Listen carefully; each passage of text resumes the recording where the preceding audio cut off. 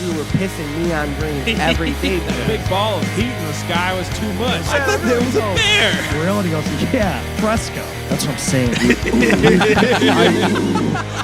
Hey, everybody. What's up, everybody? Welcome to StouryTime. Hey, everybody. Welcome to StouryTime with John and Friends. I'm your host, John. Today, we have another great episode for you. I'm joined by my new friends, Armando and Stone from the band Meadows, who actually just released a new record this past March. So make sure you go ahead and give that a listen. Hey, guys. Thanks so much for being on the podcast. Thanks for having us on. Thanks for having us. Yeah. Absolutely. Why don't you guys tell us a little bit about yourselves? Sure, I'll go, Armando. My name is Stone. I play guitar for Meadows, and I'm married. My wife's name is Hayden. We have one little girl, and her name is Noble. And yeah, I'm stoked to be on hanging out with you today, John. Awesome. Thanks so much. So my name's Armando. I also play guitar in the band, and my wife and I, little fun fact, just moved to Huntsville, Alabama from Birmingham, so about an hour and a half north this past weekend. So we're still in the thick of all the transition and everything, so that's been a lot of fun. Very cool. Well, congratulations on the move. Yes, thank you. Now, you guys just had, like I said, a record drop this past March, correct? Yep. Yes. And that was titled Familiar with Pain. What was the writing process like for that? So I'll say that. Yeah, it was very interesting. So it's really been like over the past 2 years, we kind of stumbled across in the very early stages of it, what's the topic that we wanted to tackle. And like, we would go to Stone's family's lake house and get together every so often for like a weekend sort of deal, and kind of like huddle up to figure what we want to do. And we found the theme of it before we wrote any music, which, just to kind of dig into it a little bit, is following the chronological story of Jesus in his last week, from the Holy Week, Palm Sunday, to the crucifixion and resurrection. So we knew we wanted to write on this topic. So the writing process musically was pretty challenging to us, and we kind of tried a lot of new methods to really see like the thematic setting for each song, like what did that sound like musically. So we really tried to stretch ourselves in that way, and felt like we accomplished it from our perspective, but it was definitely very interesting. Very cool. So it's safe to say it's more of like a concept album. Definitely. Yeah. Very cool. That's And it was from a music perspective, it was interesting because in a lot of ways, and a lot of the songs, lyrics came first. And so, we're trying to write based on an emotion or based on, this particular story setting. And so that's kind of how we approached each song, which was an interesting way of writing. Very cool. So let me see here. I was listening to the record a little bit earlier today, and it gives me like a real early Hopes Fall kind of vibe to it. That's awesome. Yeah, like the Satellite record. So I enjoyed it very much. So great record, guys. Great job. Thank you. So typically we have people on to come on and share any stories from the road or whatever they really feel like sharing. It doesn't necessarily have to be from the road. You guys sent me a list just to kind of see what we got going on here. Is there anything you guys want to start with? Sure. We've got a story particularly from our very first tour. And, we hadn't been a band too long at the time, probably 2 to 3 years. And it was our first like lengthy run. Most everything we had done up until that point was just like weekend things. And so we were hitting the road for 30 days, and we had a very not so reliable van we bought for about $1,500. And our very first show out of state, we had a blowout. So it was a mess. We made it to the show like just in the nick of time. Like we rolled up, got on stage and played. And so we kind of pulled it back together after the blowout, and we get about 25 days in, and we had a show in Minnesota. Mm-hmm. And you would never know this, but in the summer, apparently everyone and their mother and their brother vacations to Minnesota. So there were Really? no hotels in the great state of Minnesota. So Wow. we play the show. We roll up into this camping place at like 1 a.m. We like put some money in the honor box because, not even camping is free. And roll up to this parking space. We're just going to sleep in our van. And little did we know that we parked right next to a large body of water. Like on the other side of our van was like a dam, tons of water. We roll the windows down. It's like a nice, cool evening, like The 65. weather was so amazing. It was Yeah. awesome for us. And so we get settled. We're in like a pretty small van. We didn't pull a trailer. So like all our gear is crammed in the back. There was one bench seat, 5 of us. So to kind of put you in this scene, I'm in the driver's seat. Evan, our drummer, is next to me in the passenger seat. And across the bench is our vocalist Christian. In the floor is our bass player Brandon. And then behind the bench seat is the bass cab, which is an 8x10. It's like the size of a refrigerator. Mm-hmm. Armando's the shortest one in the band. So he's like, I'll sleep on top of the bass cab. And he put like a little sleeping pad down. And his head was like all, cricked to the side. Perfectly 90-degree angle on that thing. So we get about 4 hours into the night, and we hear a train horn, and like our van is shaking. And we had no idea that right in front of the van was train tracks. So we get about 3 hours of sleep, and then we are abruptly awakened by a train. We feel like we're all gonna die. And our We bass thought we were player about to get Brandon, slammed. like we're so sleepy, our bass player Brandon is like, if it's our time to go, it's our time to go. Like I'm just not moving. And so we make it through that. That was pretty eventful. We had a nice laugh. About an hour later, I like turn my flashlight on, and I know this is no exaggeration. There are thousands of mosquitoes Oh, inside wow. of our van. Like I turn the light on and I just see them everywhere around me.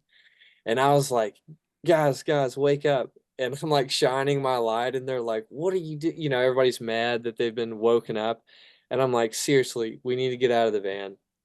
Everybody's like getting out of the van. We're all like been bitten hundreds of times. And I'm pretty sure we got West Nile. Like, it was like, and that was the only show on that entire 30-day tour that we had to sleep in the van. And somehow it was the worst night ever. But How long were you guys a band before you ended up doing that tour?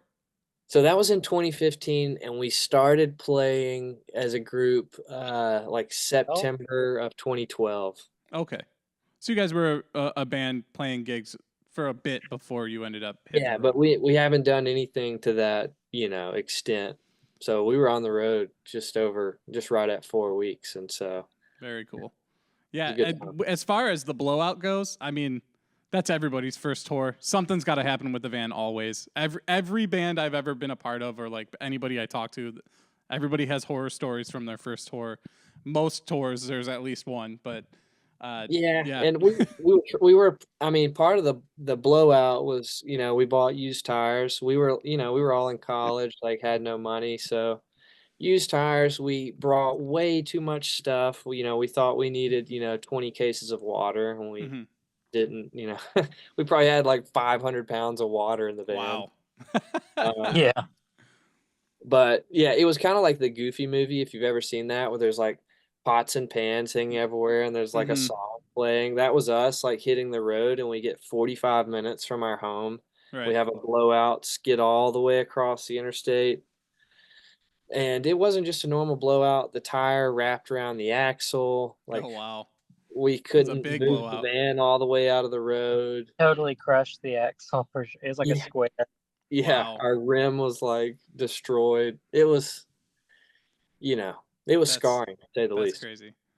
Back to the Goofy movie reference. I watch it every day because I have a 9-month-old upstairs that's obsessed with it. So yes, I know. That's I awesome. know what you're talking about. Actually, as a matter of fact, I just got a sweater in the mail for my wife, a crew neck with power line on the front. Oh, come on.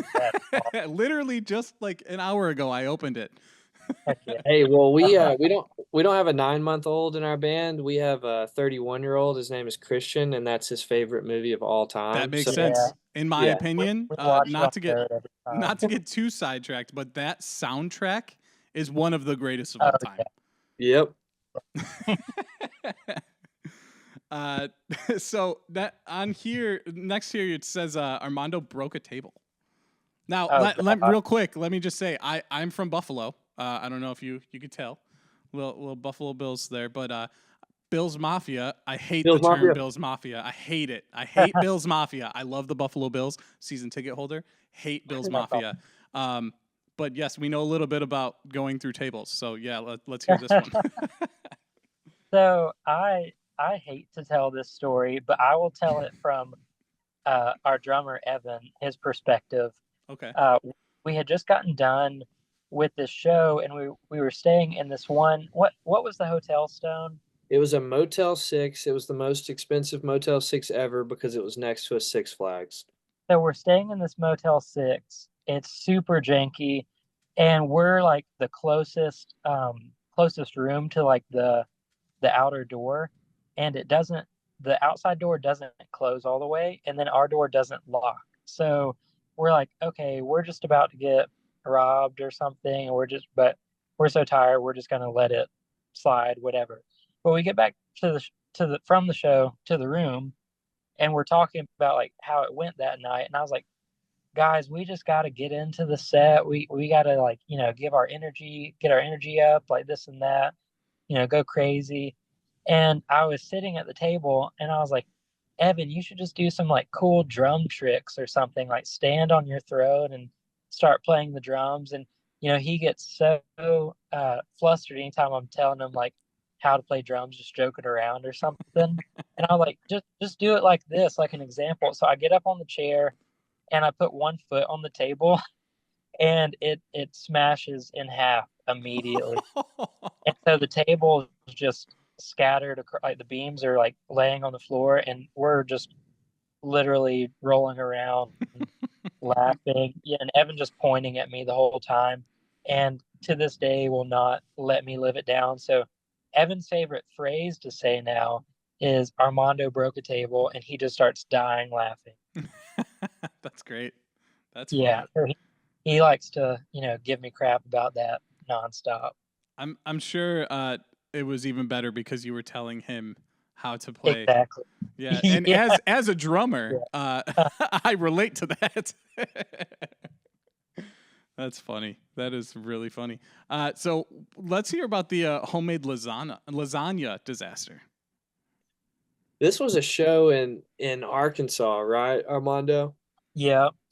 We played a church event, and the ladies at the church were super nice and made all the bands homemade lasagna, and it was like It was a massive amount of lasagna and like cookies and brownies, and it was literally just us and I think like 4 other bands, but like not a ton of people, like band wise. So much food. Like there's food for like 50 people for easy. And it had like the melted cheese on top. It was like super thick. It was the real stuff. And we sit down probably an hour and a half before we played, and we all just load our plates. And Christian, our vocalist, he is like a food connoisseur. So Yeah. he wants the full experience. He's gonna get a nice portion. He's if they got dessert, he's gonna get one of each. Hmm. And then he's a big energy drink guy, so he's got to eat all that, and then of course shotgun a monster all before we play. Armando, tell him what happened. So at this point, like we never like to eat real heavy meals before a set. for obvious reasons. And these ladies were so sweet to make all this for us, but they were so insistent, like, go ahead and sit down. Like, y'all have been on the road, y'all been driving, go ahead and eat your dinner. It's going to be real late after the show. So we end up eating. Christian gets his portions, and he has this big old monster with him too, gets the dessert, and we go on to perform. And like Stone was saying, this is like an hour or so before the set, and Christian just upchucks his meal and goes then to perform vocals, and it just totally destroys his throat with all the acid and everything. But it was not a great experience. So it like, definitely put him under. yeah, there were like long-term effects. So for like a year after that show, Christian was like hoarse. Like Yeah. every time we would play a show, we would like watch the videos, and he's like, dude, I sound like Mermaid Man. Like, Yeah. when is my voice gonna come back? And so, there was like a period of time where he just kind of had to lay low for a little bit, and we didn't play as much when we were riding. And so finally, he's back to normal. But like, who would have thought, throwing up lasagna, it's like, it just really set him back. Well, the other side effect of it too was he couldn't scream how he normally did. So when we were like tracking demos and stuff, he kind of discovered a new trick for him, because he has definitely like a lower register when he screams. So he by accident starts screaming in this like higher pitch, and he's like, I can't not do this now. Like, this, I think this is my new default, and I can't change it. He's like, I'm kind of feeling like knocked loose or something. Okay. And we're like, all right, this is the new direction. This is what we're going to go with. So new sound, new us. And he finally ended up getting his voice back. And now it's almost like, new skill unlocked sort of deal. Yeah, that's crazy. And I'm sure the acidity of the sauce didn't help as well. Yeah, So the exactly. acid from the stomach, the Yeah. acidity from the sauce, Yep. and the screaming. Oh man, It was a perfect storm. That's a recipe for disaster, but I guess it ended up great. Yeah. The lasagna was worth it. That's good to hear. That's so what do you guys have a favorite experience from tour, whether it's like playing or something you guys did, maybe on an off day or anything like that? So we always try to do something fun, like if we can, every day. So I would say, like, we always try to like for instance, on our last tour, we played in Detroit for the first time, and we went to a place called Mom's Spaghetti. It's like Eminem's restaurant. place, yeah.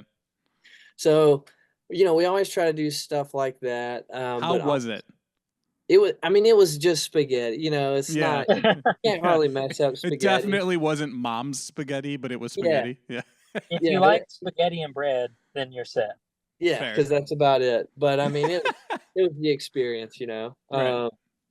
But I would say overall, I think collectively, like, our most favorite thing is like the tour, like, games and the relationship that you build with the other band that you're touring with.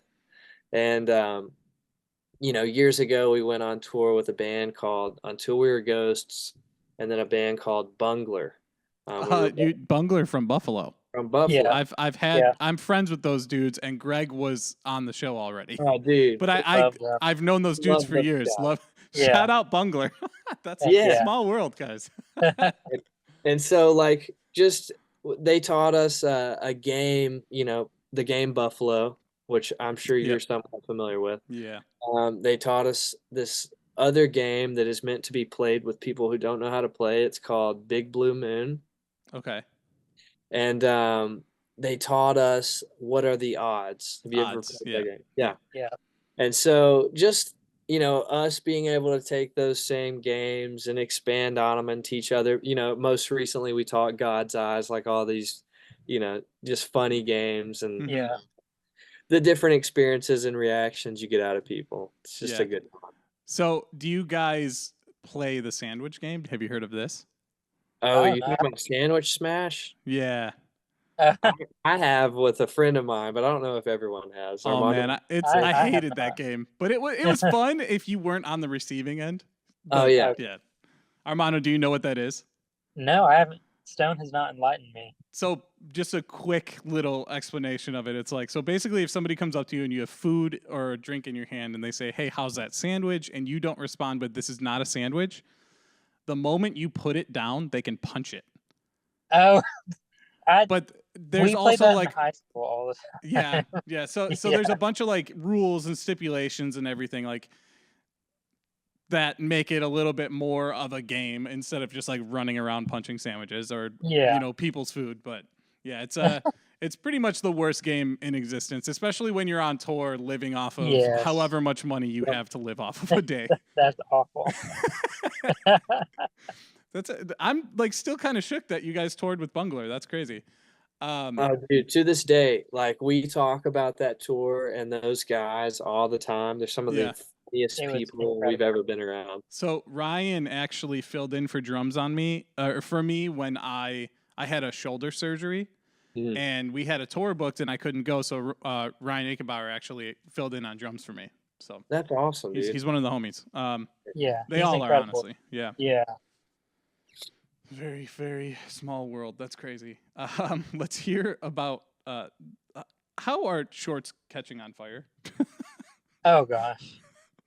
So, like I said, we like to do something fun every day. Christian is really the driver, like not the driver in the van, but the driver behind like let's have fun. He's like he calls himself the sheriff of Funtown. So Okay. Yeah. we actually got him a sheriff's badge that says Sheriff Chris on it. Okay. And we told him that he can pull that out at any time that he's outvoted on something, and that's like his free pass to do something each day. And so because like We it'll be always like shoot two- ideas down. yeah, it'll be like 2 a.m. We finish playing, we've got like a 6-hour drive, and he's like, "Hey, let's go sit down at a restaurant and eat." I'm like, "Dude, no way. Like we got places to be." So anyways, this was one of those times. And he is actually driving the van. He's like, "Hey guys, look, there's the Jolly Green Giant statue, like from like the green beans, and Yeah. like you can go see it." And we're all like, "Nah." And he's like, "Are you sure?" And he's like getting off the exit. So like, we're going. Yeah. And we're in our old van, doesn't have air conditioning, but we have this thing called a Mighty Cool. The Mighty You put Cool. like ice and water in it, and it like blows cold air, and it like plugs in your cigarette lighter. So we've got the Mighty Cool going. This is supposed to be a quick get out, see the green giant, take a picture, and get back in. So the van is running. Someone throws a pair of shorts on the Mighty Cool. We get out, we take a picture, we're coming back, and there is smoke coming out of our van. And we're like, "Oh no. my gosh." So we get in, and they all laugh at me because like I'm just in shock. Like, what is this? What is this? What is this? What is this? And I'm saying it over and over, and I'm like getting these shorts. And I'm like, dude, somebody's like making the Mighty Cool overheat. I've So never seen Stone move so quickly. That's an oxymoron. yeah. So, we almost lost our $1,500 van, to an explosion in the great state of, wherever that, I think it was Minnesota too, but Yeah, I think so. That's funny. yeah. Whose Wasn't shorts it were like they? Brandon, our bass player. Should have made him wear them the rest of the tour. Yeah, they probably had a hole burn in them. Exactly. Stone? Wasn't it like Blue Earth, Minnesota, or something like that? It was I think it was like, yeah, it was like something Earth, Minnesota. Earth. Yeah. Yeah. I thought that was such an interesting town name. Blue Earth. That is interesting. So next here on the list, you guys have the Axe Smoke Bomb. This is also a Brandon story, which is hilarious. But we're so every now and again when we're able to, we'll stay in hotels and we'll try to like figure it out, like what's on our route, like halfway between like the show that we just played to the next show that's coming up. So Brandon's normally the one talking to the hotel people, trying to find a room that will accommodate 5 or 6 people. Like if we have a merch person with us or whatever that might look like. And a lot of these places are like, no, you guys need to book 2 rooms. That exceeds our fire code capacity. So he's in the thick of it with these people saying like, hey, sorry, we don't have any rooms that like for these amount of people, but we only have 1 room left. So we're like, okay, we just have like 1 extra person. And they're like, no, that's going to break our fire code capacity. So, whatever. We end up booking it and getting in there and sneaking our extra person in after Brandon explains like, this is not going to be an issue, like totally fine. Like we do this all the time. We've never had any trouble. Well, that morning we're all getting ready and Brandon has his Axe body spray that he's, going to town on, getting ready. And all of a sudden the top blows off of it and is just spewing everywhere in this little hotel room. And the fire alarm starts going off immediately for the whole floor. And so Brandon runs out with the Axe body spray in a bag, just spewing out. And if I remember right, I think he's just in his undies at the time, running out to throw them in the nearest dumpster they can get. And everyone's obviously opening their doors, looking out, seeing what in the world is going on. And there's just smoke everywhere. It was just so ironic that Brandon is like pleading his case with this lady that we're like not a hazard. And of course, and she's like talking about the fire code and we set off the fire alarm. It was us. That is crazy. That's hilarious. When you guys, speaking of odds, is there any like really funny moments you guys have like gotten each other with over that? Oh gosh, yeah. We've got a couple on this list. One of them, so if you 1 and 2 somebody, it's like a 50-50. Somebody's got to do it. And so I had odds to Evan. I said, hey, what are the odds that you eat an animal cracker that someone has already chewed up? And he 1 and 2'd me. And I lost. And so he chewed an animal cracker up until it's like complete mush and put it in my hand, and I just had to eat it, man. Did you gag? Did you puke? Anything? Honestly, I just kind of threw it to the back of my throat and got it over with. Oh, wow. But yeah, it was nasty. But like I'm a team player here. 1 and 2 is nuts. Oh, I know. And we only play like the highest you can go is 100. Like we won't do any. Oh, really? Yeah. Yeah. Wow. Okay. So we don't have a limit on that when we would play. Oh, okay. We only do 1 of 100. What's funny is like whenever we would play, someone would pick if someone picked an outrageous number because they're like, I just don't feel like doing it. That's usually when they got hit.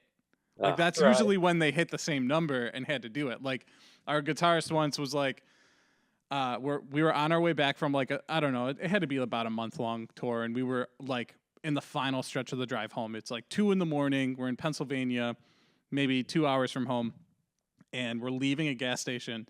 And our guitarist looks at the other guitarist and goes, "Hey Chuck, what are the odds you'll run into the gas station, scream, 'I'm having a fart attack,' and then cartwheel out of the like through the store out the door?"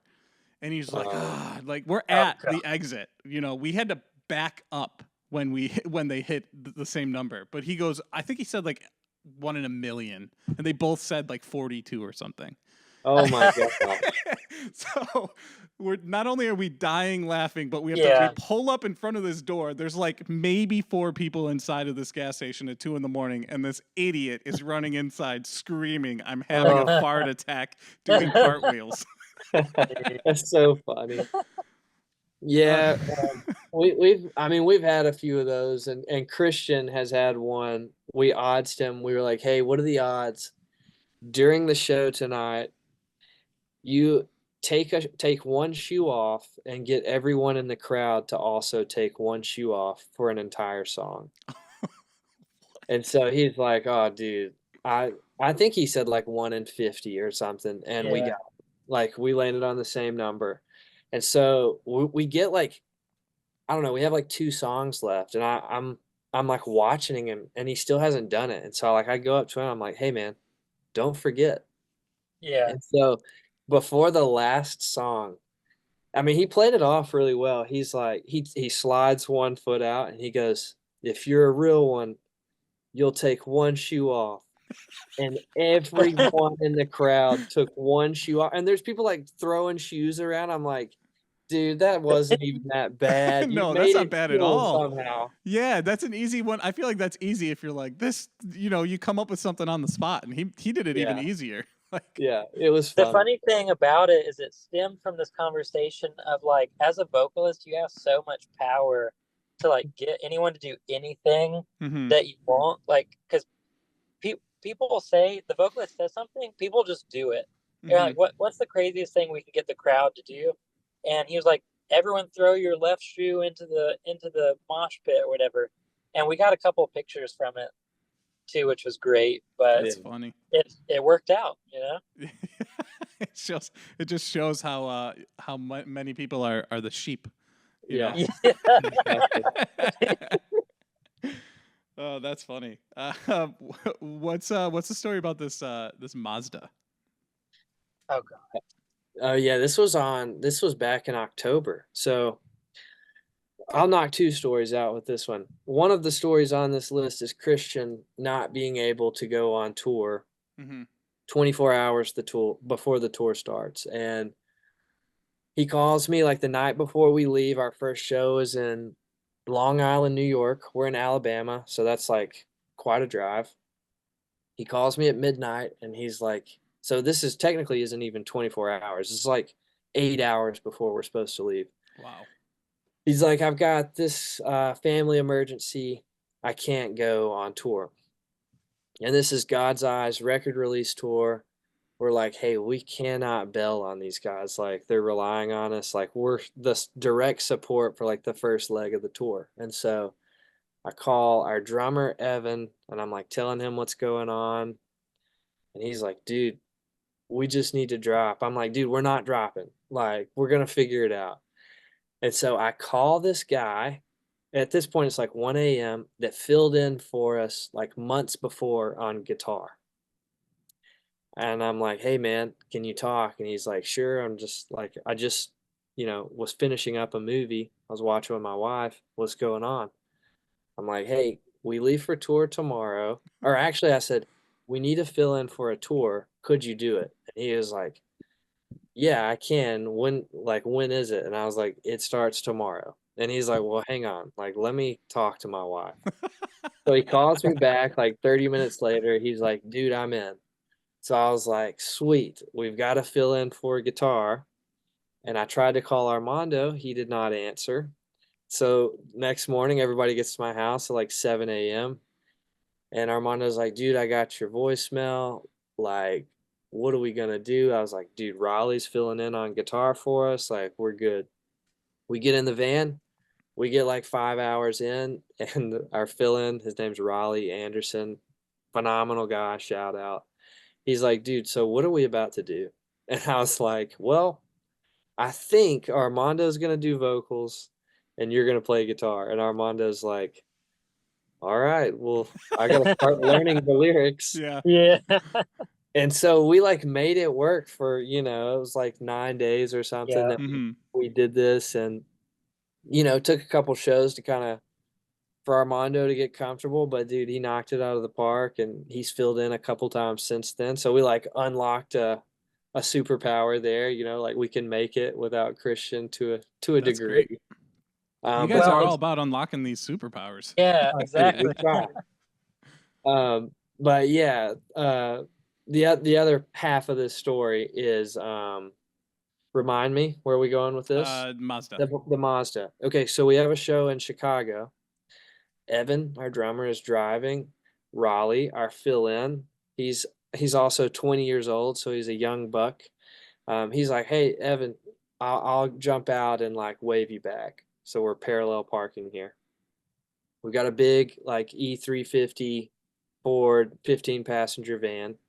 So Evan's backing up and Raleigh's waving him back, and then we just hear this like crushing sound. Oh no. And he's like, obviously after we hit it, he's like, "Stop." And and Evan is just so upset. He's like, "Oh my gosh." This was like one of the last shows on the tour. We pull forward, we get out of the car, and I kid you not, the car looks perfect. Like we didn't even hit it. And it was interesting because the car had like a dash camera on it and like a camera on the front. So, we're like closely examining this car to make sure there's no damage whatsoever. And Raleigh's like, "Dude, I'm telling you, when you hit the car, like the whole front of it completely folded in. And when you pulled forward, it just popped right back out." That's the beauty of plastic.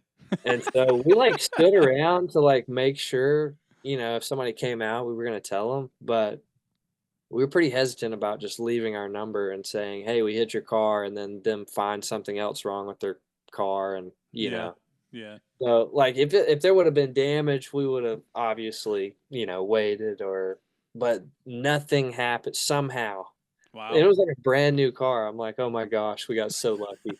That is lucky. That's crazy. It totally like ruined the mood for the day too, because we had so much free time that day. We were in Chicago, and like I had just been a few months before with my wife, and I was like, "Y'all, we're a mile away from this awesome restaurant that we went to. We gotta go." And like I've been talking up the whole trip, and we were so excited about it. And we ended up like wanting to stay close to figure that out with the car thing. So we end up eating at like a Taco Bell and like a Dunkin' Donuts. Like we just hung out at the Dunkin' Donuts like across the street for like 2 hours, like trying to figure out what we needed to do. So it was very, we love the Dunkin' Donuts in Chicago. So that's the Yeah. takeaway. Have you guys ever had Tim Hortons? I have not. No, it's like Dunkin' Donuts, but up north. It's a Canadian thing, but Buffalo's got it because it's, Buffalo's 3 seconds from Canada. Yeah. Hey, we're dying to play Buffalo. It just hasn't worked out. Yeah. Well, talk to the boys in Bungler. Get them to get something together for you. We'll have to. What is like the worst experience that comes to mind for you guys on tour? Aside from maybe the tire blowout. The worst experience. Well, so we went out west. Armando, what do you think? You want me to talk about this one? Oh, yeah, that's probably a good one. So we were meeting the Undertaking on the West Coast for a tour. This is the first time we were gonna like fly out for a tour. We were gonna be like sharing a majority of the heavy gear with them, and we were just flying like our guitars and pedal boards and like a snare drum, some stuff like that with us. So merch, didn't have to bring a ton of stuff, but we ended up booking our flights for like a day before the first show. So we had a layover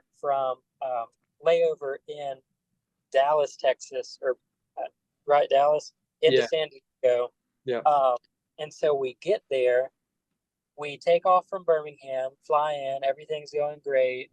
We get into Texas for our layover, and we hear over the intercom that the flight is being delayed. And we're like, okay, an hour, whatever, not too bad. And then it just starts going way downhill from there. It keeps getting delayed. It keeps getting pushed back. So we end up staying the night in the airport, sleeping on the floor, because we keep getting told, like, hey, next flight's in an hour. Next flight's in an hour. We end up actually boarding one of the planes that they like transferred us onto. And we get on there, we sit in there for an hour getting everyone boarded, and then we're just waiting, and they're telling us the pilot is not showing up for his shift. They don't know where the pilot is. hey, he's nowhere to be found. So we're like, hey, we're just gonna wait on him for a minute. This is like the midnight red eye. Mm-hmm. No one really cares what's going on. All the flight attendants are just like, hey, we're just trying to get, our shift over with, whatever. So we end up waiting for another hour before they end up like deboarding us. So, okay, we're back to sleeping in the airport again. We're just trying to figure out like watching like hawks to see our landing time minimizing by the minute. And we're like, guys, we're not gonna make the first show. We're texting and calling the undertaking like, every couple hours, telling them what's going on. We end up getting our connecting flight to the next one over to Albuquerque. Yeah. And this flight got delayed. So we stayed the night in Dallas, make it to Albuquerque the next morning. And I think we spent like 6 or 7 hours in the Albuquerque airport, which is super tiny. So we're just looking at the mountains the whole time. We went through their gift shop like 20 times probably. Ended up making it into San Diego. What was it, Stone? Like an hour before the show? Yeah, we had time to like drop our stuff off at Austin's and then like go straight to the first show. On no, like no sleep and no shower and 48 hours or anything. Yeah, so we had been up for like 48 hours at that point. Ended up playing. It was so sick, but definitely a stressful time trying to get over like our first like tour flight experience. So it's definitely a fun one. Yeah, that's crazy. That's thankfully they just changed the rules or whatever now for the airlines. I don't know if you guys saw that. If, you get your money back, right? Yeah, they like have to pay you for it. That's awesome. Yeah, if you cancel or they cancel or it's delayed, they have to pay you, which is great for so many reasons. So many reasons. Okay. Why are we giving old ladies panic attacks? Oh gosh. So this actually is an old lady. Not oldie. Okay, just a lady. Yeah, just a lady. We're in I can't even remember, Midwest somewhere, middle of nowhere, Midwest, and there's a Burger King. As I mentioned earlier, Christian is a foodie. Like he's gonna do it right no matter what. Even he if loves special. Like if there's a special, like if they have a sign on the front door, that's what he's getting. Okay. And so we go inside this Burger King. It's the weirdest Burger King I've ever been in. None of the employees are wearing uniforms. They're just like wearing normal clothes. Casual clothes. Yeah. There's no one else in there. It's just us. And so we go in, a few of us order. And then Christian gets up to the young lady at the cash register and he's like, "Hey, I want this." And she's like, "I don't see that." And he's like, "Oh yeah, it's the new special." And she's like, "Yeah, I don't see it. Like we don't have that." And he's like, "No, it's on the window outside." And so he like leaves, goes outside, takes a picture of it, comes back in, and she's gone. And Christian's like, "Where'd she go?" And we were like, "Dude, she just like left and went around to the bathroom." And so we're just like standing there and she doesn't come back out.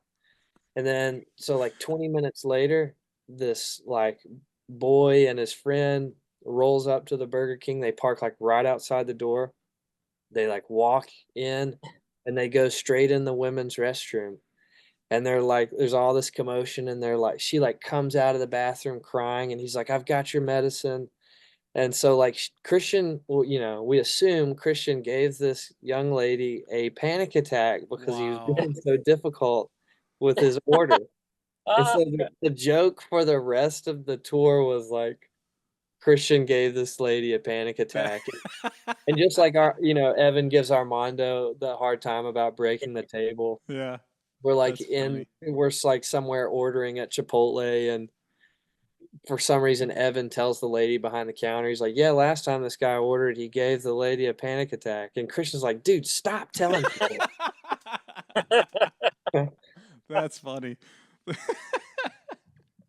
Part of the best part about touring, like one of the best parts, in my opinion, I'm sure you'll agree, is messing with each other too. Oh, It yeah. makes it so much more fun and enjoyable For sure. to an extent, you know. Yeah. Do you guys have a favorite record you guys listen to while you're driving? Is there like one that every time you guys go out, you're like, all right, throw on this record, late night drive time?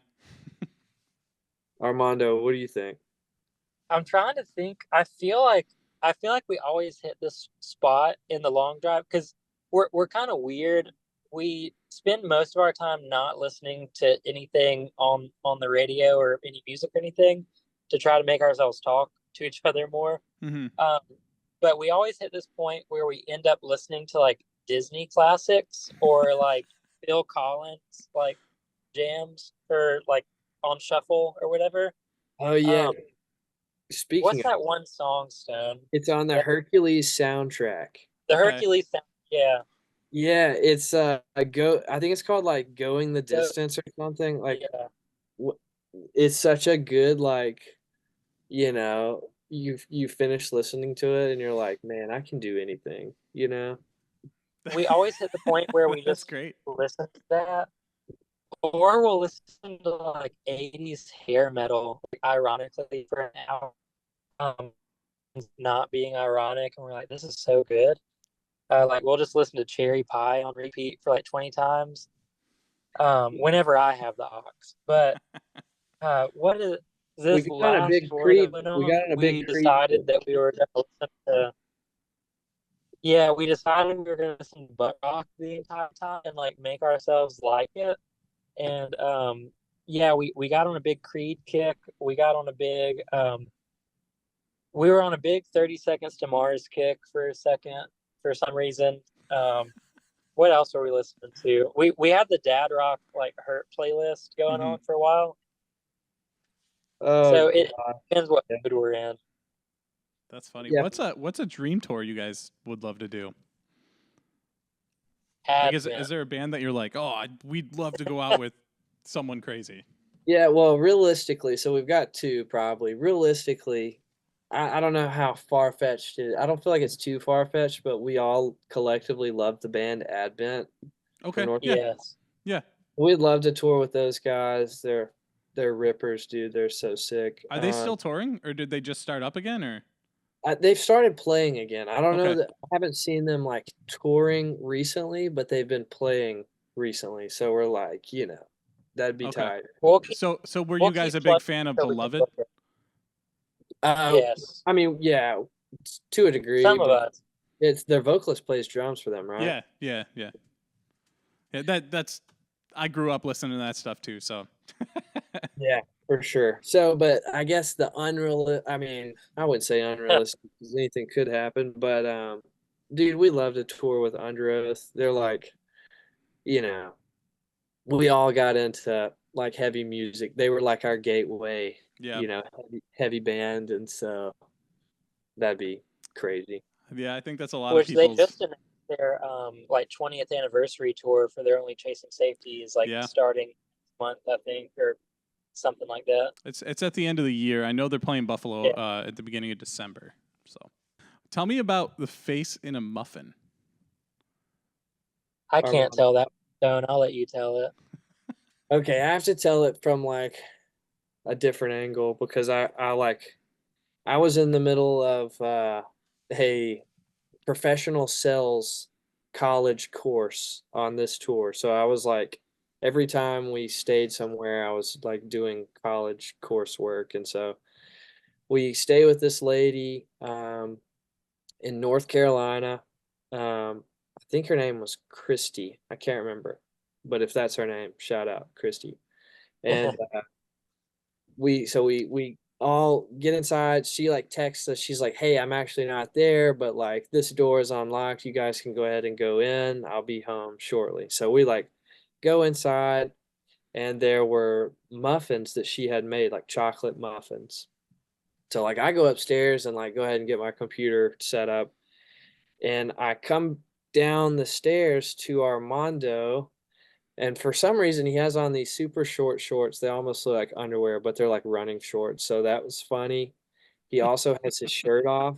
like kind of around his head, which was also funny. And he's eating this muffin with no hands. So I his lost an eye. I and so lost it.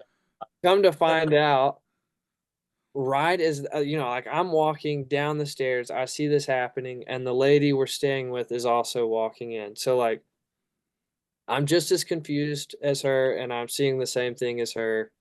And like I just remember everyone is dying laughing because she's like, that's like her first impression of all of us is like this event taking place.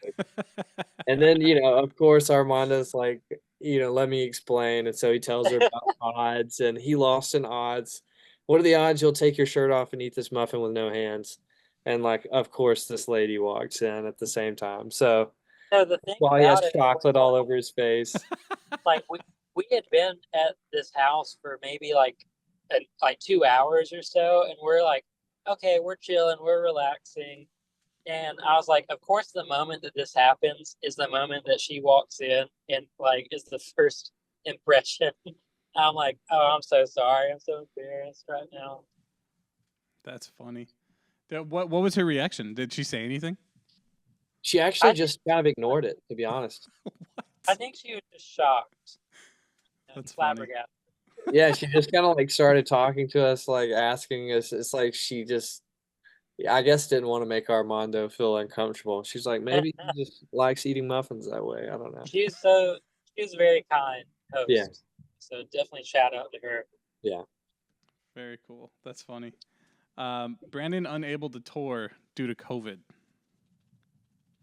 Yeah. It seems like you guys have a lot of like, maybe not a lot, but a few instances where like things just kind of hit the fan where you're like, now what are we going to do right before a tour? Yeah.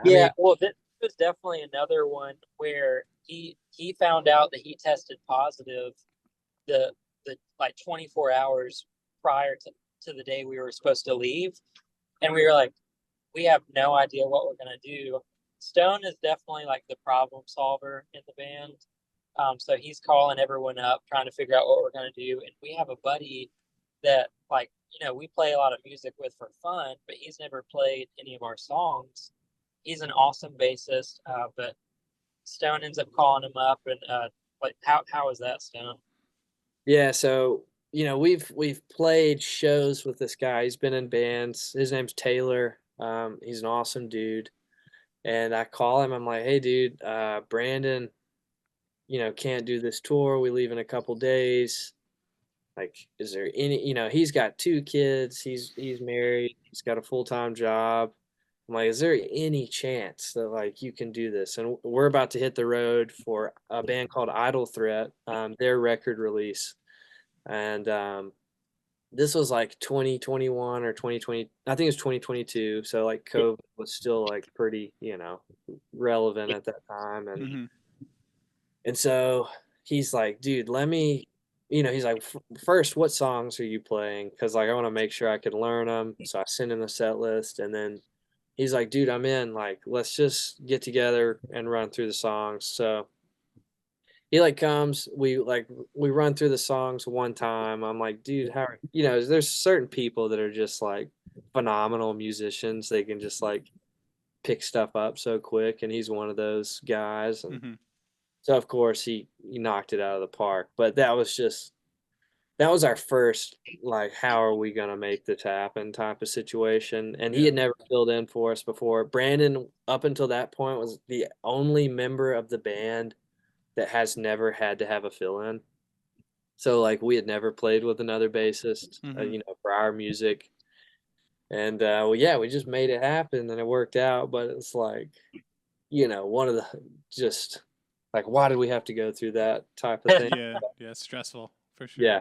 Oh, what about the spicy beef jerky and the snowstorm? Oh, so you're talking about Elijah, right, Stone? Yeah. Yeah, it was our buddy. So the same tour we had to sleep overnight in the airport. Our buddy Elijah came along with us to help with merch and like photography and that sort of stuff. And he's a younger guy. He's a really good friend of ours. So we end up spending so we're spending the night at this airport. So we haven't even hit the first night yet, and we're all like, we always try to figure out how much money we're going to spend for however long it is, try to figure that out. So we get to the airport, and they're always outrageous prices for everything. So every time we look back, our friend Elijah just has like another thing of like spicy beef jerky or like Cheetos or like whatever junk food it is, and he's just like slamming all these snacks. And before you know it, he's like, "Dude, I've spent $100 in this airport on snacks already." And like by the time we ended up getting our flight, he's like, "I've had like 4 bags of spicy beef jerky, and I'm not feeling too good." By the time we were taking off, right, Stone? Yeah. And so like on this flight, we hit turbulence, and it's like, of course, that time is when his like bowels start to move. Yeah. He gets up to go to the restroom, and the lady's like, "Sir, you have to sit down and buckle up." And he looks her dead in the eyes, and he's like, "Trust me, you don't want that."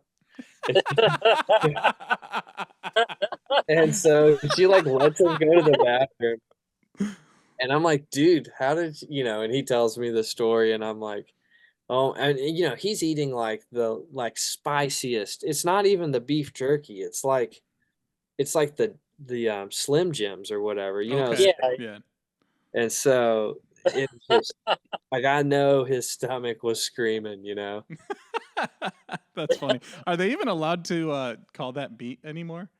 I feel like they got like it like wasn't enough. It's too processed or something. I don't know. I might be wrong. I But don't know. yeah, no, I mean, but on that same tour, we played in Boise, Idaho, and so going into Boise, this was in November, so it was pretty cold, Mhm. and we had to go through like a pass, like through the mountains, and there was You were driving from west to east? yeah, well, so we were driving from Medford, Oregon, Okay. So you basically went through the Rocky Mountains yeah, essentially. Yeah. to Boise, Idaho, and so we're we get on this pass, and it's just like light snow at first, and then it's like heavy snow, like, and we're in like a we're Like a in a luxury van. yeah, it's like a luxury conversion van. It looks like something off Pimp My Ride. It Okay. actually has rims on it, like, and it Yeah. had a TV in it because guess who booked this van? The sheriff of Funtown, Christian. Yeah. Yeah. And because he's like, dude, it's got a TV in it. We can play Switch. And so I'm driving, Armando's shotgun. They're back there playing like Super Smash Smash Bros. Brothers. Right? And the snow is just coming down heavier and heavier. We're in like a two-wheel drive, luxury van. And we get on this road, and there are literally no cars. It's just us. And Armando just points at my phone, and it says like 100 miles until next turn. And I was like, oh my gosh. And so we're going like 30 miles an hour, maybe slower.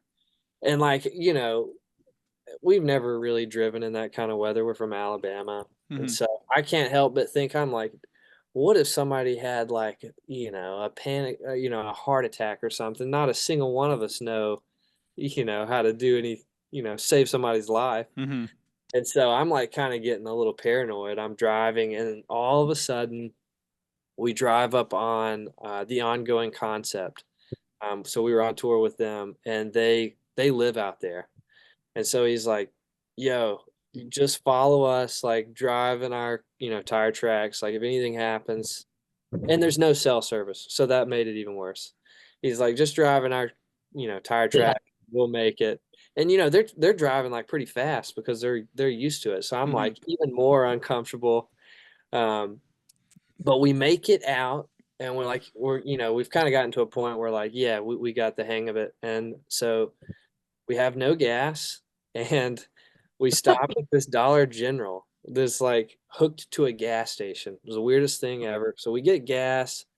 Armando goes in the Dollar General. He's like, hey, I've got to use the restroom. And she's like, are you going to take a crap on the walls? Yeah. And What? like He literally Armando's so set back by that. And so he goes, he's like, no. And they give him the key. He goes and uses the bathroom and he comes out. He's like, dude, we got to go. And I'm like, why? And he's like, I just took a crap on the walls. But he just, obviously he's just kidding, but he like really lightened the mood. So that's Yeah. our snowstorm story. That's when you odds them. You're like, what are the odds I do? Yeah, yeah, You know, exactly. like- there's no way. That's funny. So when I would tour, we did a full US and I'm from Buffalo, so snow, that's Yeah. like 8 months out of the year for us, Maybe an exaggeration there, but it's not that far off from wow. It's not that far off from reality. But we were driving and we were doing a full US. We were on the road for 60 days, and it was like within the first 2 weeks, we were driving through the Rockies and it was a snowstorm, but we were pulling a trailer. Oh. And when you're driving down, there's no brakes. When Yeah. you hit the brakes, there's no brakes. Yeah. Even as a veteran snow driver, terrifying. So I can only imagine how white your knuckles were. Oh gosh. Yeah, I know, man. It was rough. Yeah. That's what is there any like life-threatening experiences you guys or almost life-threatening experiences that you guys endured? Life-threatening. I mean, Stone, I'm thinking about it. It wasn't on tour, but the time that like most of us went to New York in the van, and when Cam was driving, yeah. dude, We had the bright idea. Memorial Day weekend was like rolling up one year, and Armando and I started talking at the beginning of the week before. We were like, dude, it'd be sick if we went to New York. And we're like, oh, it's a holiday weekend. Let's go this weekend. Let's leave on Friday, drive all night long, and come back on Monday. So we like found enough people that were interested in going that it made the drive seem easy. It's like if we all drive like 3 hours each, we'll be like, we'll all get to sleep and we'll be there the next morning. And so our buddy Cam went, and at the time we were all like early 20s, and he had like just graduated high school. And so he was the younger guy, and he took like the last shift. So it's like 6 a.m. and he's getting up on the interstate, and it was like a super sharp turn. like a And 90-degree angle. yeah. So everyone is dead asleep, and he takes this turn going like 30 miles an hour, and everyone in the van like slingshots to the other side. And I swear we had to have gone up on two wheels. Like there's no way that we didn't. But obviously we're okay. But I'd say that's a pretty life-threatening event. It's the moment when everyone goes silent because you just unanimously know that what's happening is like, oh, we're screwed. We're either making it or we're not. Yeah. So, Yeah. That's crazy. So do you guys have like, what were your influences growing up that made you want to play the music that you're playing now? well, for me, I started playing guitar like, freshman year of high school, and I was getting into a lot of like heavier music at the time that I started learning guitar. So a lot of the music that I started writing at first was a lot of like metalcore, deathcore type stuff, and I was trying to be a shredder. I was trying to play like sweet pick, like For Today riffs, and like I was really into In the Midst of Lions and like Oceano, like lots of blast beats and just like droning sort of stuff. So that was a lot of my guitar style early on. But then equally at the same time, I was super into like ambient, like instrumental music. So like Explosions in the Sky, Caspian, and bands like that. So kind of drastically different sort of guitar stuff. So I was really into like guitar pedals and figuring out these weird sounds. But funny thing is, when we started Meadows, I didn't have a single guitar pedal, not even a tuner. And Stone and his wife, girlfriend at the time, got me my very first overdrive and tuner for my birthday. And those are my first two pedals. I still have that tuner on my board to this day. So those are some of the early days of guitar and music sort of stuff for me, at least. Very cool.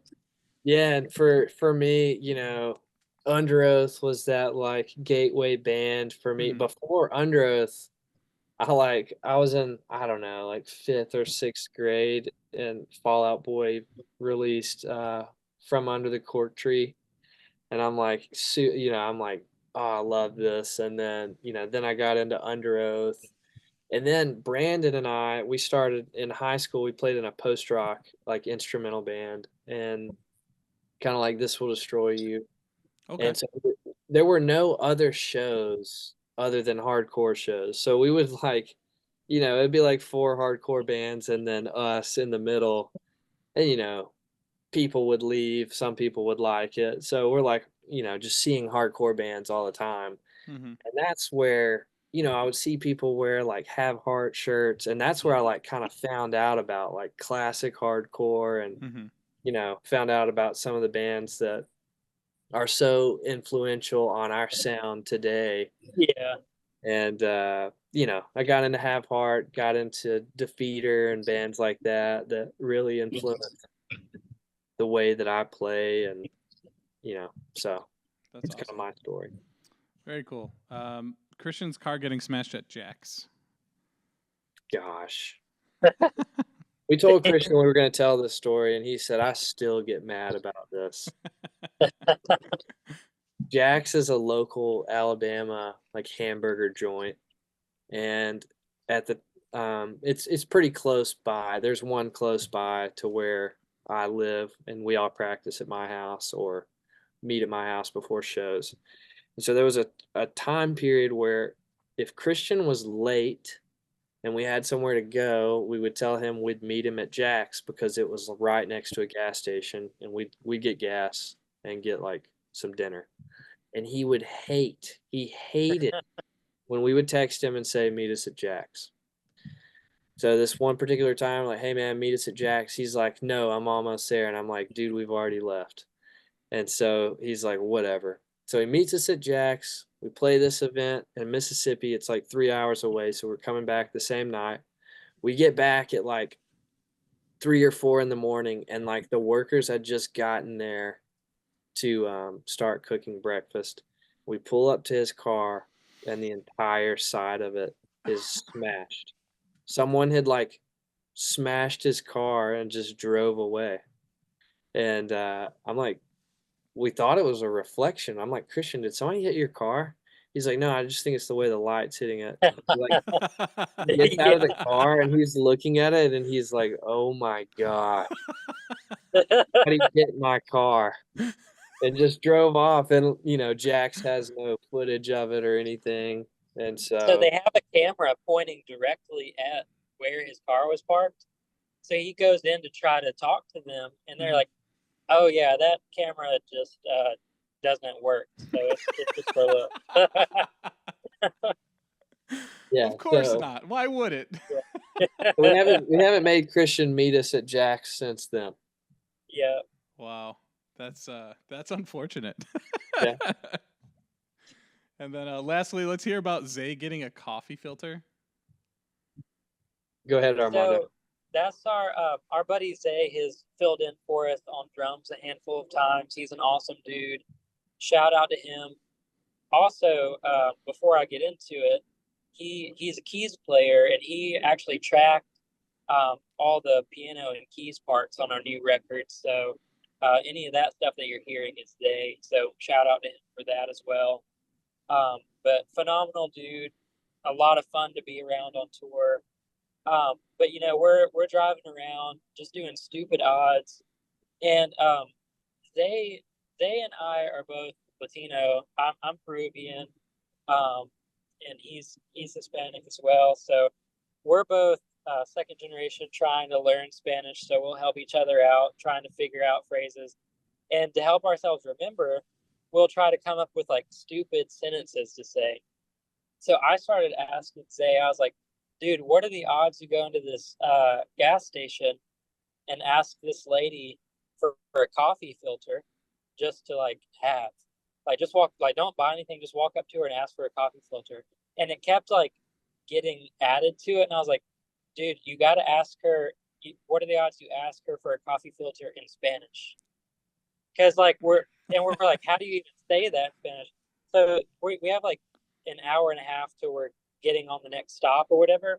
Mm-hmm. So we're practicing the whole time. Like, how do you say, can I have a coffee filter, please? So we're practicing the whole time. And he ends up going in there and we're like watching the whole time, waiting for him to do it.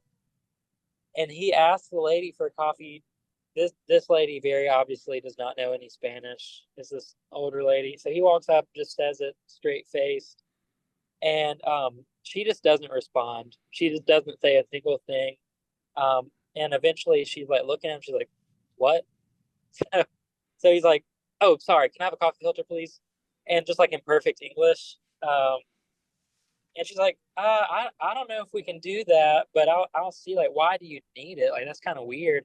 And starts kind of like, grilling him about it a little bit. Mm-hmm. So he's like kind of put on the spot. And I'm like, I jump in, I'm like, oh, well, like, I used to work at Chick-fil-A and we use those to like clean our windshields. So they're like really good for like microfiber cleaning. And so she's like, let me see if I have any. And, ends up having a little conversation with us and gives it to us. And Zay has to go out and pretend like he's starts cleaning our windshield with like the squeegee water that they have out there, Yeah. That's funny. So yeah, practicing our Spanish, getting a little bit better every day. That is funny. What's the Timbaku persona? Oh, that's another shirt. Yeah. Yeah, Zay lost in odds, and it initially was, what are the odds you order your Starbucks in like it was like a British accent, and Zay's like, dude, I can't do a British accent. We were like, what accent can you do? And he was like, I can do a Wakandan accent. Like, so we were like, okay. So we go into this Starbucks and he like asks for a white chocolate mocha in a Wakanda accent. Like, it sounds legit. And they ask him what is his name. And so he like makes up the name Timbaku. Just off the spot. Then they're like, how do you spell that? And Zay is like, oh my gosh. So he spells it Timbaku. And he just walks off. And they're like, Timbaku. And they're like calling him. Like, you forgot to pay. And he's like, oh, so sorry. And he like, pays for his drink or whatever. He gets his drink. And when we're leaving, the guy's like, thank you guys. And Zay like turns around in like a perfect Southern English accent. He's like, thanks, man. Have a good one. And the guy looks so confused.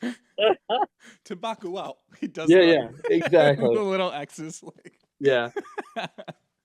That's funny. Yeah. Well, it sounds like you guys have a lot of fun on tour. We try. We definitely try to. That's great. I love to hear that. I've definitely been through a lot on tour myself, experience-wise, with like broken down vans and all that stuff. But the good stuff definitely outweighs the bad. But I'm glad to hear you guys are having fun. I appreciate you guys coming on. This was a lot of fun. If there's anything that you guys want to promote, anything you got going on, maybe later on down the line, promote anything like that, now would be the time. Well, we definitely, want to say, keep spinning the new record. Like, we have vinyl, go and buy merch, listen on Spotify, Apple Music, whatever it is. We're super proud of these songs and definitely want as many people to hear it as possible and hope everyone loves it as much as we do. But we definitely have some fest coming up here soon for the summer. We're playing Audio Feed, and we just announced Panhandle Panic Fest in Florida. that we're going to be playing with Evergreen Terrace and across 5 Aprils. So we're definitely excited about that. We have a few other events that we're going to be announcing here in the next few months that we're extremely stoked about. So anyone, interested in keeping up with that or seeing us live, make sure to follow us on Instagram, Spotify, and all the fun stuff. So, definitely excited about everything we have coming up. For sure. And then I want to plug a couple homies, God's Eyes. Yes. Great dudes. We've been on tour with those guys several times. The Undertaking, check those guys out. Our boys in Idle Threat, all great dudes. Toured with those guys several times. We think super highly of those guys and just want to plug them. Awesome. Thanks so much for being on again, guys. Everybody, thank you so much for sticking around, listening to the episode. Be sure to give Familiar with Pain a listen. Pick up a vinyl, anything on merch. Keep an eye out for everything they have going on this year. I will have all their information down below, all their links and everything in the description. We'll see you next time. Thanks.